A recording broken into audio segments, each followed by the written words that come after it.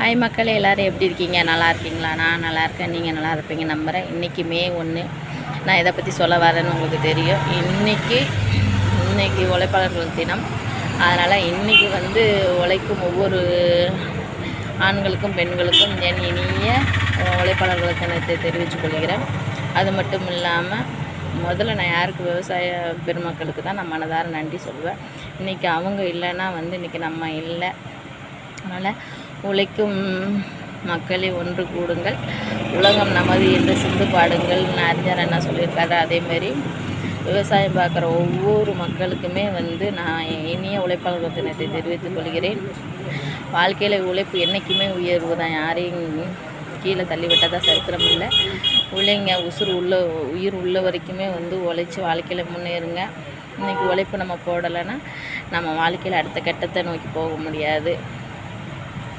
அதேமாரி என்ன சொல்ல வரோம்னா, அதேமாரி வீட்டில் இருக்கிற ஒவ்வொரு பெண்களுக்குமே என் இனிய உழைப்பாளர்கள் தினத்தை தெரிவித்துக் கொள்கிறேன். அவங்க வீட்டில் சும்மா தான் இருக்கேன்னு யாரும் சொல்லிடாதீங்க. வெளியில் போயிட்டு வரவங்களுக்குனாலும் டைம் இருக்குது, வேலை முடிஞ்சோன்னே கிளம்பி வந்துடுறாங்க. ஆனால் வீட்டில் இருக்கிற ஒவ்வொரு பெண்களுக்குமே 24 மணி நேரமும் வேலை தான். அதனால் அவங்களுக்கு என் இனிய உழைப்பாளர்கள் தினத்தை தெரிவித்துக் கொள்கிறேன். அதுக்கப்புறம் எல்லா மக்களும் நல்லா இருக்கணும். அதேமாதிரி எல்லாருமே உழைங்க, உசுறு உள்ள வரைக்கும் உழைச்சி வாழ்க்கையில் முன்னேறுங்க. இதைத்தான் நான் சொல்லிப்பேன். எனக்கும் அதுக்கப்புறம் எனக்கு நான் வாழ்த்து தெரிவித்துக் கொள்கிறேன். நானும் இன்றைக்கி சும்மா இல்லை. இன்றைக்கி நானும் என்னால் முடிஞ்ச உழைப்பை போட்டுட்ருக்கேன். அதனால் எனக்கு முதல்ல நான் உழைப்பாளர்கள் தெரிவித்துக் கொள்கிறேன். எனக்கு நானே மோட்டிவேஷன் கொடுத்துக்கிறேன். இன்றைக்கி எப்படி சொல்லுவோம்னா, நான் கடவுள்கிட்ட ஒன்று தான் கேட்டுக்கிறேன். என் உயிர் உள்ள வரைக்கும் நான் உழைக்கணும். இதை மட்டும்தான் கேட்பேன்.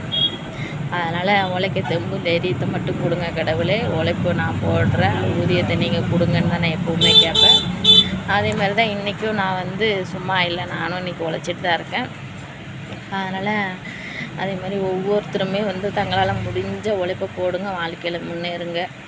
சும்மா உட்காந்துட்டு இருந்தால் யாரும் நம்மளுக்கு கொடுக்க மாட்டாங்க. அதனால் நம்மளால் இயன்றதை செய்வோம், முயன்றதை பண்ணுவோம், வாழ்க்கையில் முன்னேறுவோம். இதைத்தான் நான் சொல்லுவேன். ஓகே மக்களே, மீண்டும் நாளை ஒரு புதிய வீடியோவுடன் சந்திப்போம்.